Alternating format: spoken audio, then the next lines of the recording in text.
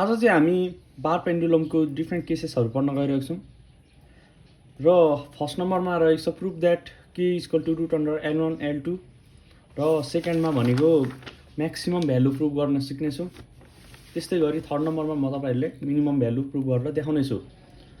तर तपाईँहरूले यो भिडियो हेर्नुपूर्वक तपाईँहरूले बार पेन्डुलमको डेरिभेसन गर्न सिक्नुपर्ने हुन्छ।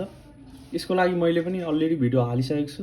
तपाईँले यो टाइम पिरियड निकाल्न सक्नुपर्ने हुन्छ। यो भिडियो हेर्नु पूर्वक अगाडि कसरी आयो भनेर चाहिँ यो मैले अलरेडी अपलोड गरेको छु। बार पेन्डुलमको डेरिभेसन यसको इक्वेसन निकाल्ने तपाईँहरूले हेर्न सक्नुहुनेछ र त्यो नहेरिकन यो तपाईँहरूले बुझ्न पनि अलिक गाह्रो हुनेछ।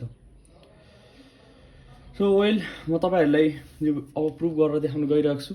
सुरुमा अब prove that K equal to root under L1 L2 for the oscillation of a bar pendulum. K equal to root under L1 L2 देखाउनु पर्ने छ फर्स्ट केसेसमा। भनेपछि हामी टाइम पिरियडलाई एज्युम गऱ्यौँ। The time period of a physical pendulum can be express as assume भन्दा नि यो अलरेडी हाम्रो डेरिभेसनबाट आइसकेको छ बार पेन्डुलमको है। यो भयो। अब यसपछि हामी यसलाई के गर्छौँ भने स्क्वायरिङ गर्दैछौँ। Squaring on both side.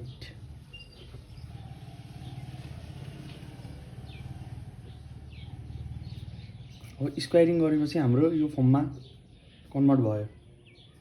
Sorry 4 pi square root हट्ने भयो L प्लस के square upon L upon G भयो। अब फेरि 4 पाई स्क्वायर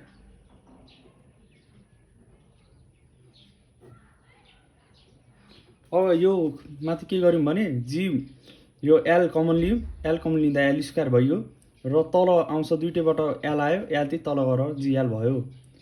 अब त्यस्तै गरी अब हामी यति भएपछि यो GL चाहिँ T स्क्वायरसँग मल्टिप्लाई गरिदिन्छौँ। T square GL equal to 4 pi square. माथिको टर्मलाई यतिकै छोड्ने, यसलाई लगेर यसमा मल्टिप्लाई गरिदिने GLलाई भनेपछि L स्क्वायर प्लस के स्क्वायर।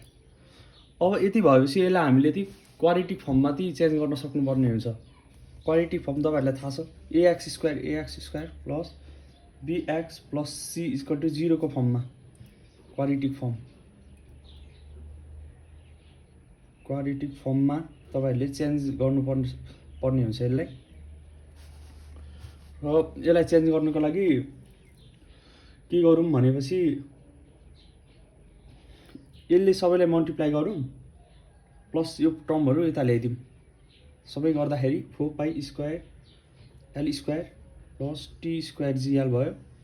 यो यी छ, यो यता आयो भनेपछि माइनस भयो। 4 पाई स्क्वायर के स्क्वायर इक्वल टु 0 है। यहाँसम्म भयो भनेपछि यो हामीले मल्टिप्लाई गरेर गऱ्यौँ अनि यसलाई यता ल्याइदिउँ। यो केही छैन, ठ्याक्क मिलाएको मात्र हो क्वाड्रेटिक फर्ममा।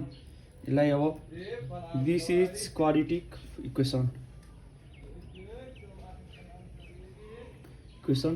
अब त्यो हामीले के को टर्ममा हेर्छौँ भने यो यहाँ हेर्नुहोस् तपाईँ ठ्याक्क A भनेको त यो भयो नि त।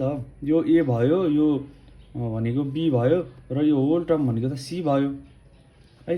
A B C को टर्ममा गयो भनेपछि L स्क्वायर के भयो X स्क्वायर, L भनेको X भयो भनेपछि के गर्छौँ भने this is the quadratic equation in L को टर्ममा L1 and L2 are the two possible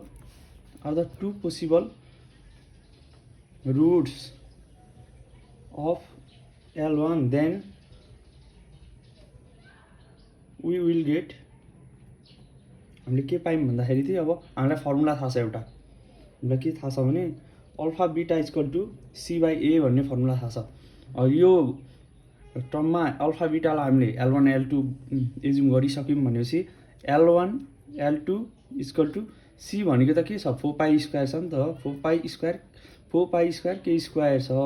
A भनेको के छ 4 पाई स्क्वायर मात्र छ।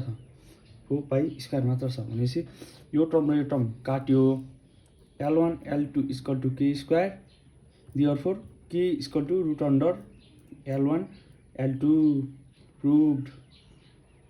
हाम्रो यसरी यो चाहिँ प्रुभ हुन्छ।